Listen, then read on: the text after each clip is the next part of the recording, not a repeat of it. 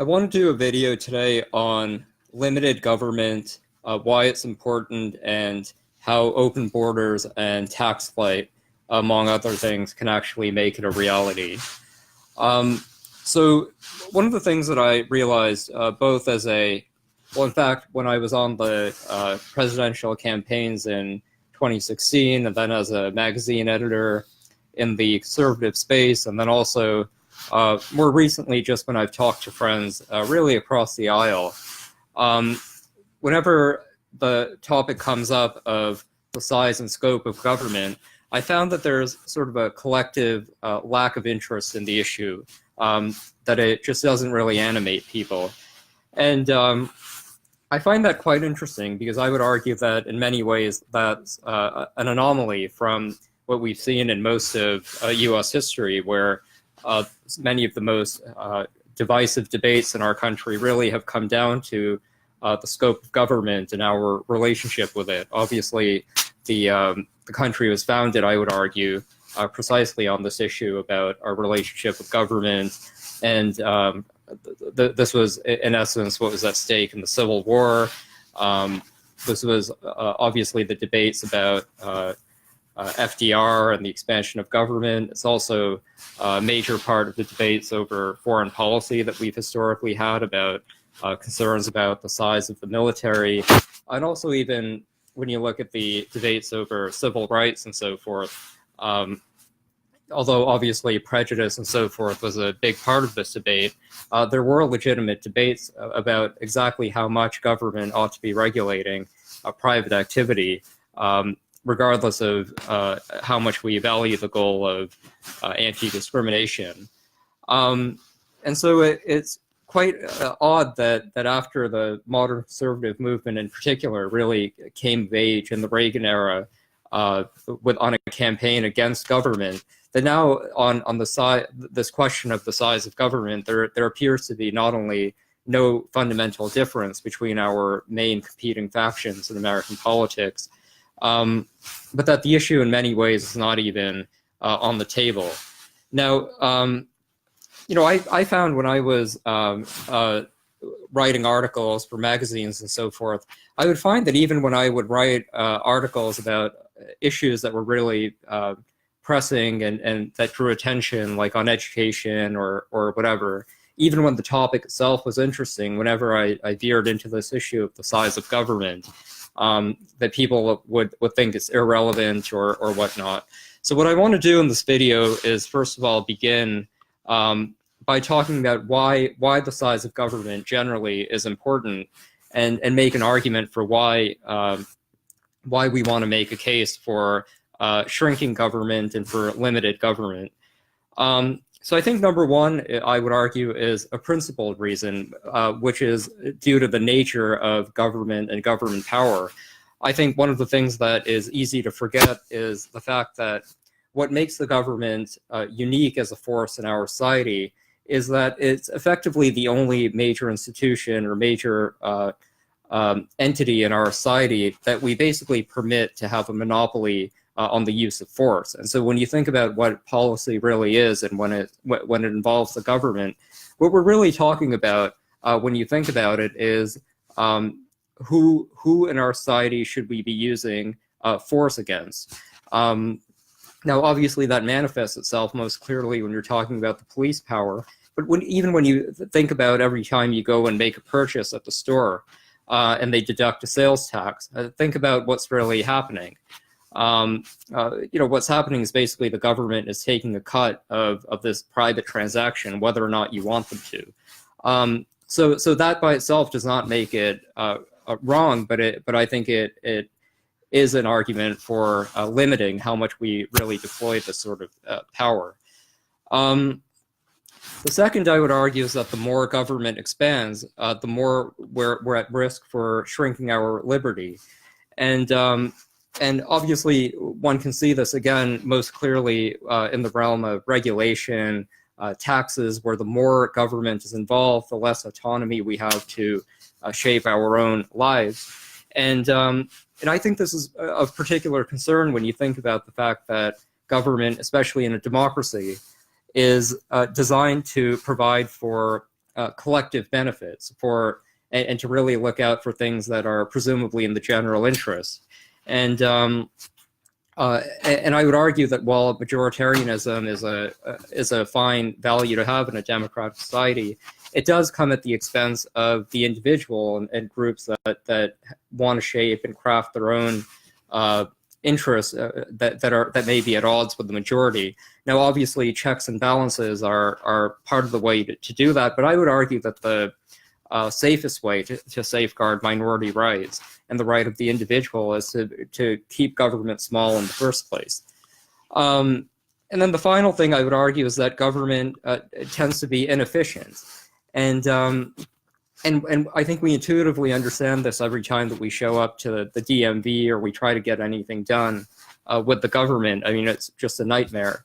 But I think even more insidious is the fact that the more you expand government, the more you're really taking the life out of the private sector. So when you think about all the bright, intelligent people in our society who aspire to work in the government, who aspire to be a bureaucrat or whatnot, these are people who are not deploying their talents and their assets in the private sector where wealth creation really is possible, where innovation is possible, where creativity and all these things that we value really happen.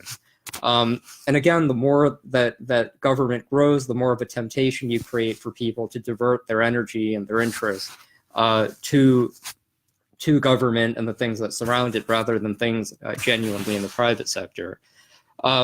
So I think that there's a compelling argument for why we ought to think about limiting government and not only at a philosophical level, but also at a very just practical arguments for it. Now, what do we do about it? And I think the obvious reason, the obvious way to think about this is that you, like anything else, you campaign on it, you vote on it. But I would argue that the opportunity to shrink government through the democratic process is basically gone. I mean, historically, one way that democracies have been able to keep government limited is by limiting who can vote. And obviously, early on, the only people who could vote were people, male landowners, and over time, the franchise expanded. But I would argue that now that we basically have a consensus in our society, not only that pretty much everyone in our society has the right, not only the right to participate in the democratic process, but we actively encourage it.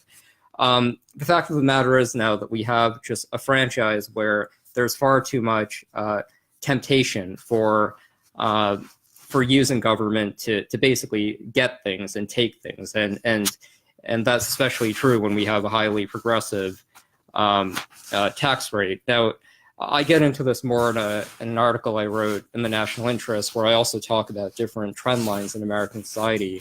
I talk about, for example, family breakdown and the need for government service that creates. I talk about different trends in our healthcare system and how unhealthy people are, which naturally creates needs or perceived needs for government intervention. And so I'm skeptical that we're just going to we're all of a sudden going to have some candidate come to the fore and make an argument for limited government, and that's going to work. I mean, I think the 2016 election was a case in point where you basically had two candidates who ended up winning the nomination who basically had no real difference on this question. I mean, I remember actually I was exasperated that when I was on the Trump campaign, one of the things that they had me do was draft a plan on childcare, and so I looked at different thought on how to introduce private sector reforms and whatnot into this childcare business, and my plan basically got scrapped. And when you look at the plan that Trump laid out, it was actually more expensive, more expansive of government than anything Hillary Clinton proposed. And you also see, too, I mean, ever since the Reagan era, the governments that have been spending the most money have actually been Republican administrations. George W. Bush was the most egregious, but it's also now happening just out of control spending during the Trump years. So I continue now to vote for libertarian candidates. I hope that we'll see a libertarian candidate get to 5% in the polls so that they can be in the presidential debates. But I mean, this idea that there's any kind of a serious constituency in our country that's going to go to the polls and vote for limited government, I think it's just not going to happen. And if you need further evidence of that, we have seen at the state level politicians get elected who actually believe in limited government, and things have ended disastrously for them. Bobby Jindal went from being one of the most transformative, talked about, popular governors to leaving office with just dismal approval ratings. And a big part of that was that he actually not only talked about limiting and shrinking government, but he actually did it and then paid a price for it. A more recent example was in Kansas, where Sam Brownback and the Republican legislature really made a go at shrinking government, cutting taxes, and the severe blowback that they ended up facing from that. I think that was a big part of why the Democrats did so well in Kansas this last time around. So if the democratic process is not really going to do it, what other means is there for shrinking government? I would argue that there are three big things that we can do.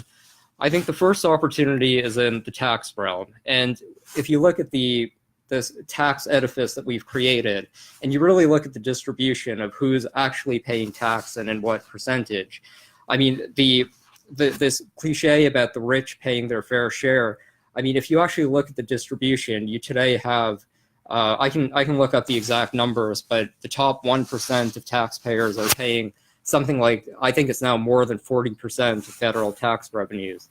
And I'll have to check this, but I want to say that it's like the top 0.1%, like 1/10 of taxpayers are paying something like 17% of federal income taxes. So you just have this and then I think it's like the top 10% are paying maybe 70% of taxes, and the top 50% are paying something like 98% of federal tax revenue. So you have a very, very small number of people in this country who are actually footing the bill for everyone else's government benefits.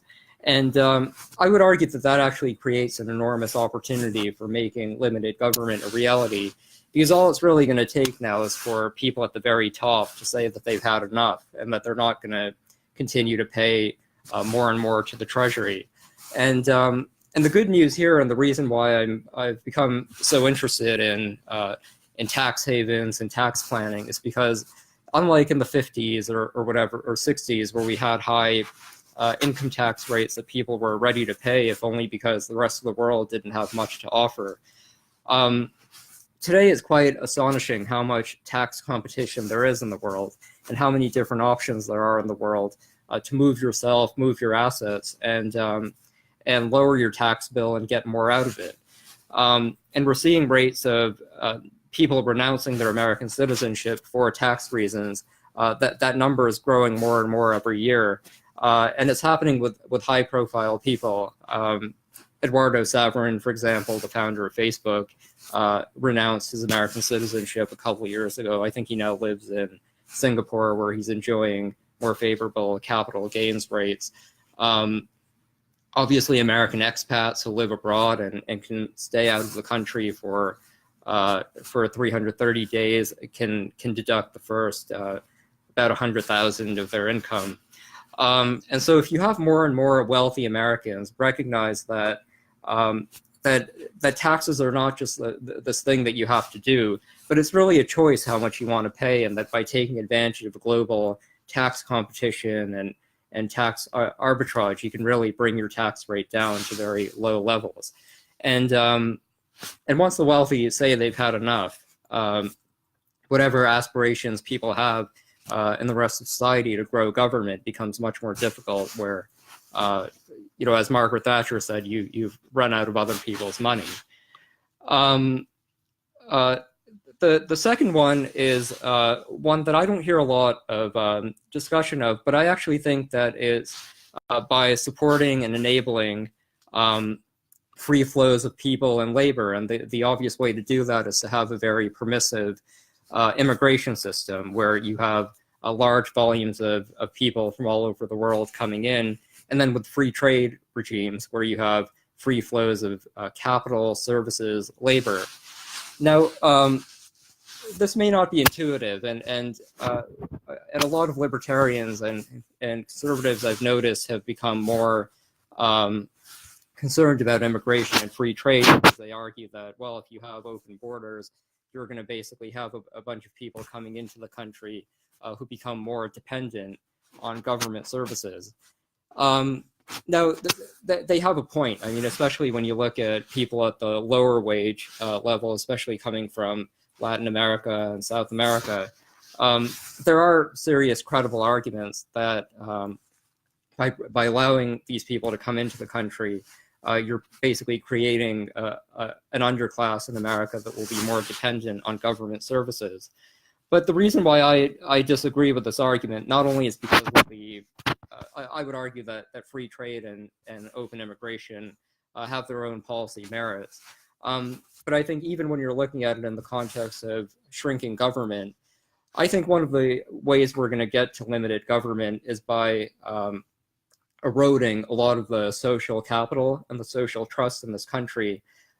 Because the reality is that as long as people broadly feel like they have a stake in the system, that they don't really mind their wealth getting redistributed to other people in society, I think that's going to produce a cycle of government growing further and further.